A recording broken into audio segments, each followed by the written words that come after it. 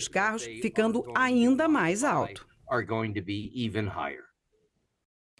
Para entendermos melhor que tipo de consequências podem surgir diante de uma taxação de carros importados de todos os países, além, claro, dos efeitos da política tributária adotada por Donald Trump, a gente vai conversar agora com o economista professor do IBMEC Rio, Gilberto Braga. Boa tarde para o senhor, professor.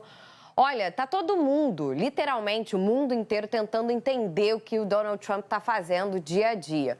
Mas começo perguntando para o senhor o seguinte: os Estados Unidos teriam capacidade real de taxar veículos do mundo inteiro? E o que isso faria com a economia dos Estados Unidos e do exterior? Boa tarde, Bárbara, a todos os assinantes da Globo News. Olha, capacidade para tributar todos os carros fabricados no mundo que sejam exportados para os Estados Unidos, o governo de Donald Trump tem essa competência legal.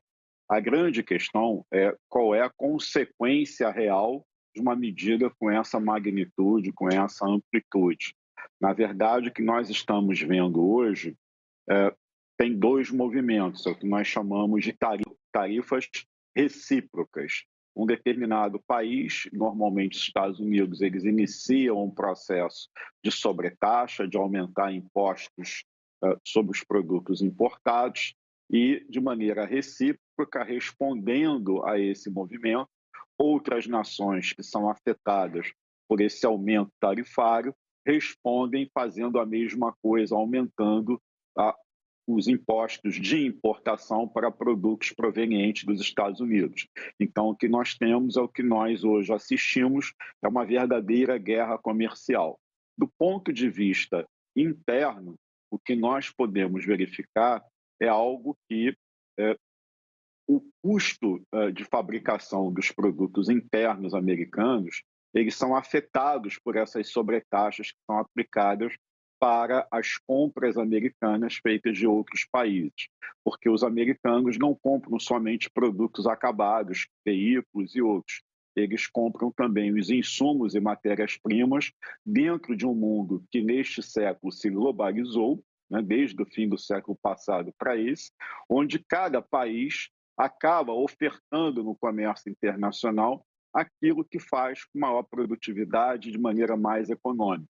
Portanto, os Estados Unidos dependem, para pegar o exemplo da matéria de autopeças, de componentes que vêm de outros países. Eles não são independentes, não têm autonomia para por si só produzirem hoje um carro, porque precisam de peças que vêm do Canadá, que vêm do México, que vêm da China e de outros lugares do planeta.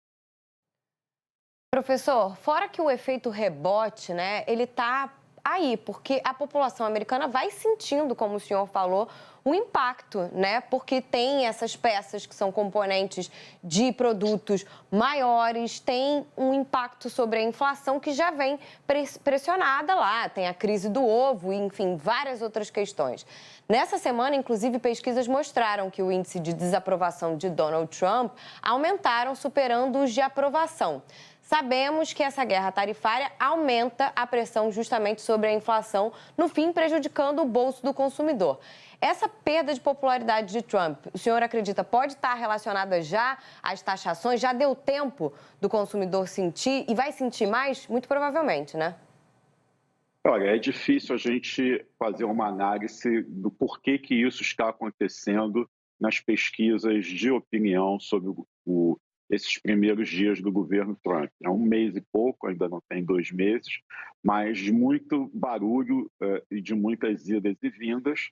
E, num primeiro momento, é um governo muito personalista, muito centrado na figura do presidente. O que a gente observa é que os grupos de trabalho, os demais segmentos que nos governos passados e até mesmo no chamado governo Trump 1, no seu primeiro mandato, eles não estão tendo autonomia, estão sendo atropelados pelo próprio presidente da República e pelas principais diretrizes que eram apenas ventiladas como promessas de campanha, muito mais como bordões e não necessariamente como planos que tivessem sido traçados e minuciosamente pensados. Então, o que nós observamos é que essas ideias genéricas, elas são propaladas, e é uma espécie de tentativa e erro, se utilizando dessa potência que é a economia americana, do seu poderio bélico, econômico, em relação aos outros países do mundo. Então, ele,